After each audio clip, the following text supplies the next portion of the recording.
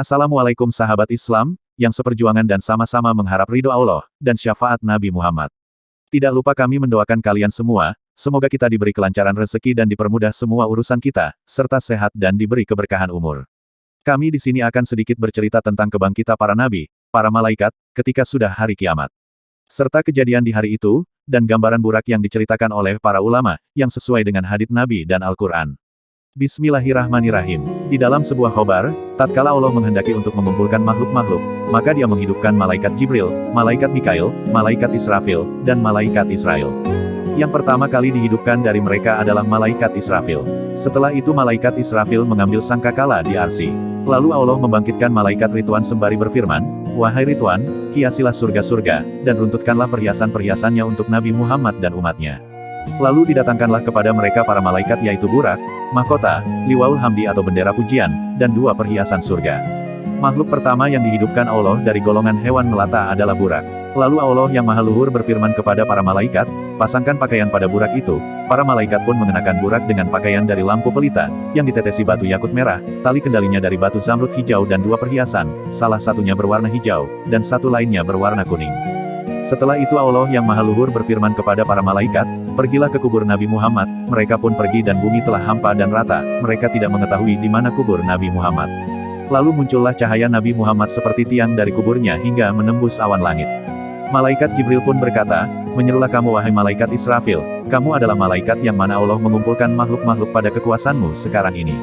Lalu malaikat Israfil berkata kepada malaikat Jibril, "Wahai malaikat Jibril, menyerulah kamu, karena sesungguhnya kamu adalah kekasihnya di dunia." Malaikat Jibril pun menjawab, "Aku malu padanya." Di sini para malaikat saling tunjuk untuk memanggil yang mulia baginda Nabi Muhammad. Malaikat Jibril enggan karena malu, sedangkan malaikat Israfil enggan karena mendahulukan malaikat Jibril. Lalu malaikat Israfil berkata, "Menyerulah kamu wahai malaikat Mikail." Malaikat Mikail pun berkata, "Semoga kesejahteraan terlimpah kepadamu wahai Nabi Muhammad." Namun di saat malaikat Mikail berseru atau memanggil, Nabi pun tidak menjawab. Para malaikat pun berkata kepada malaikat maut, "Menyerulah kamu wahai malaikat maut." Malaikat maut pun berkata, "Wahai ruh yang baik, kembalilah ke dalam badanmu yang baik." Namun di situ pula jasad Nabi Muhammad tidak kunjung berdiri, tidak seorang pun yang menjawab dari perkataan malaikat maut. Kemudian malaikat Israfil menyeru, "Wahai ruh yang baik, masuklah ke dalam badan yang baik." Namun Nabi Muhammad juga tidak kunjung menjawab. Kemudian malaikat Israel menyeru, "Wahai ruh yang baik, berdirilah untuk memutuskan kada, hari diperhitungkan amal, dan hari ditampakkannya amal kepada Zat yang Maha Pengasih." Lalu terbelahlah kuburnya, sedangkan Nabi Muhammad dalam keadaan duduk di kuburnya, sembari mengibaskan debu dari kepala dan jenggotnya. Lalu malaikat Jibril memberikannya dua perhiasan dan burak. Di saat itu Nabi Muhammad pun bertanya, "Wahai malaikat Jibril, hari apakah ini?" Malaikat Jibril pun menjawab, "Ini adalah hari kiamat, hari bersedih, dan hari penyesalan. Ini adalah hari burak, ini adalah hari pemisah, dan ini adalah hari bertemu Allah Subhanahu wa Ta'ala." Nabi Muhammad pun bersabda, "Wahai malaikat Jibril, ceritakan berita gembira kepadaku." Malaikat Jibril pun menjawab, "Surga telah disempurnakan karena kedatanganmu dan neraka telah ditutup." Lalu Nabi Muhammad bersabda, "Aku tidak bertanya tentang ini, tetapi aku bertanya tentang umatku yang berbuat dosa. Jangan-jangan kamu meninggalkan mereka di atas sirat atau jembatan penghubung ke surga." Lalu malaikat Israfil menjawab, "Demi kemuliaan Tuhanku, wahai Nabi Muhammad, aku masih belum meniup sangkakala kebangkitan, sebelum kebangkitanmu terlebih dahulu." Nabi Muhammad pun menjawab, "Sekarang hatiku lega dan tenang." Lalu Nabi Muhammad pun mengambil serta mengenakan mahkota dan perhiasan itu, dan menaiki burak. Lagi-lagi Nabi Muhammad memikirkan kita sebagai umatnya. Beliau bangun pertama kali dari kuburnya, yang ditanyakan Nabi Muhammad kepada malaikat Jibril tentang umatnya. Nabi khawatir terjadi sesuatu yang tidak baik kepada umatnya. Sedangkan kita sekarang bagaimana? Apakah kita tidak mau membanggakan Nabi kita? Apakah kita mau melupakan beliau yang selalu ingat kita? Apakah kita tidak mau mempertahankan dan memperbaiki perjuangan beliau, yang mana beliau selalu ingat umat, dan umat? Semoga kita senantiasa membaca sholawat kepada Nabi Muhammad. Sedangkan gambaran buruk yang diceritakan oleh ulama sebagai berikut.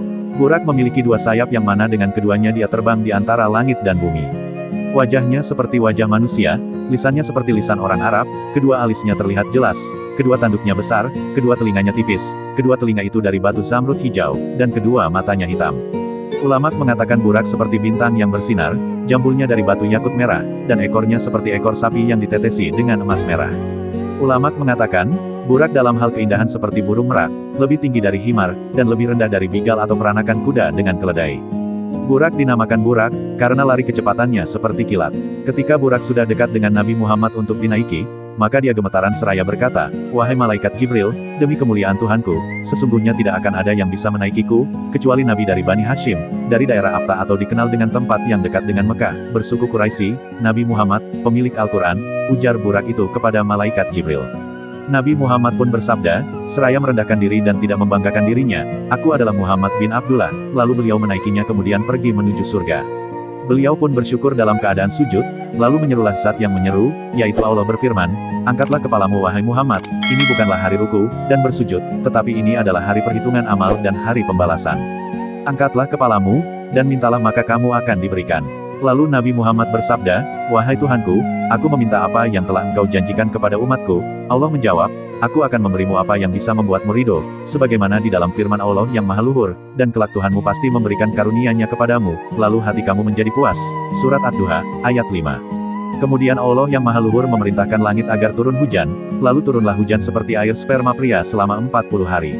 Air berada di atas setiap apapun setinggi 12 sira, sedangkan 1 sira, sepanjang lengan orang Arab. Lalu bangkitlah makhluk karena air itu, seperti tetumbuhan sayur, sampai sempurna badan-badan mereka sebagaimana mereka ada di dunia. Setelah itu Allah yang Maha Luhur mengganti bumi yang dirusak oleh orang yang maksiat. Allah menyirami bumi dengan hamim atau air panas neraka jahanam, dan datanglah bumi baru dari perak putih, lalu menyiraminya dengan air surga. Di saat ini, yang dipinta Nabi Muhammad adalah janji Allah terhadap umatnya, yang dipikirkan Nabi Muhammad hanyalah umatnya, Nabi tidak memikirkan hal lain selain umatnya. Inilah kecintaan Nabi Muhammad kepada umatnya, sedangkan kita terkadang lupa, naudzubillah. Semoga kita juga ingat kepada Nabi Muhammad. Diriwayatkan dari Siti Aisyah bertanya, "Wahai Rasulullah, pada hari bumi digantikan dengan bumi lainnya, bagaimana keadaan manusia?" Nabi Muhammad menjawab, "Wahai Aisyah, kamu bertanya tentang sesuatu yang besar, tak pernah bertanya kepadaku selain kamu." Di saat itu sesungguhnya manusia berada di atas sirat atau jembatan penghubung ke surga. Ulama mengatakan, sesungguhnya jika para makhluk bangkit dari kuburnya, mereka berdiam diri di tempat di mana mereka bangkit, selama 40 tahun. Mereka tidak makan, tidak minum, tidak tidur, dan tidak berbicara. Diceritakan para sahabat bertanya, "Wahai Rasulullah, bagaimana orang-orang mukmin dikenali pada hari kiamat?" Nabi Muhammad menjawab, "Sesungguhnya umatku bersinar tangan dan kakinya karena bekas wudhu." Dalam sebuah khobar lain dijelaskan, tatkala hari kiamat, Allah yang Maha Luhur membangkitkan para makhluk dari kubur mereka, lalu datanglah para malaikat ke kubur orang-orang mukmin dan mengusap debu dari seluruh tubuh mereka, kecuali pada tempat sujud mereka, tidak akan hilang bekas debu itu dari tempat sujud mereka yaitu kening.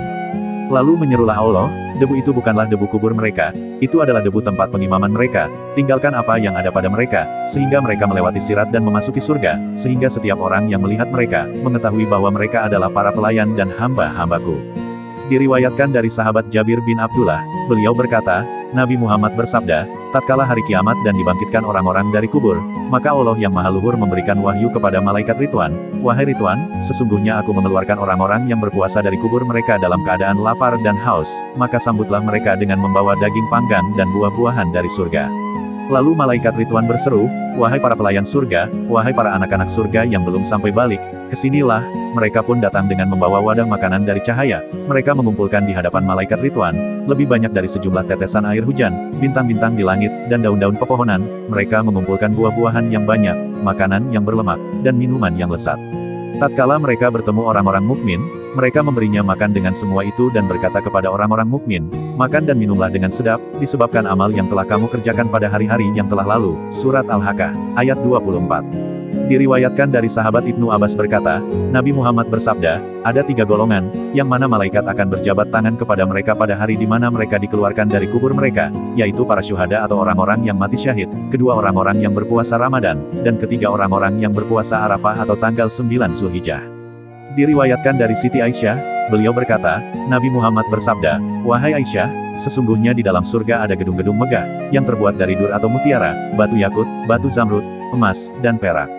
Siti Aisyah bertanya, "Untuk siapa gedung-gedung itu?" Nabi Muhammad menjawab, "Untuk orang yang berpuasa di hari Arafah yaitu tanggal 9 bulan Zulhijjah." Nabi Muhammad bersabda lagi, "Wahai Aisyah, sesungguhnya hari-hari yang paling dicintai Allah adalah hari Jumat, dan hari Arafah tanggal 9 Zulhijjah, karena di dalamnya terdapat rahmat. Sesungguhnya hari-hari yang paling dibenci iblis adalah hari Jumat dan hari Arafah itu." Nabi bersabda, "Wahai Aisyah, barang siapa yang berpuasa di hari Arafah, maka Allah yang Maha Luhur akan membuka baginya 30 pintu kebaikan, dan menutup 30 pintu keburukan. Ketika dia berbuka dan meminum air, maka setiap otot di tubuhnya akan memohonkan ampun untuknya sembari berdoa, "Ya Allah, kasihanilah dia orang yang berpuasa Arafah sampai terbitnya fajar." Inilah keutamaan berpuasa di hari Arafah tanggal 9 bulan Zulhijjah.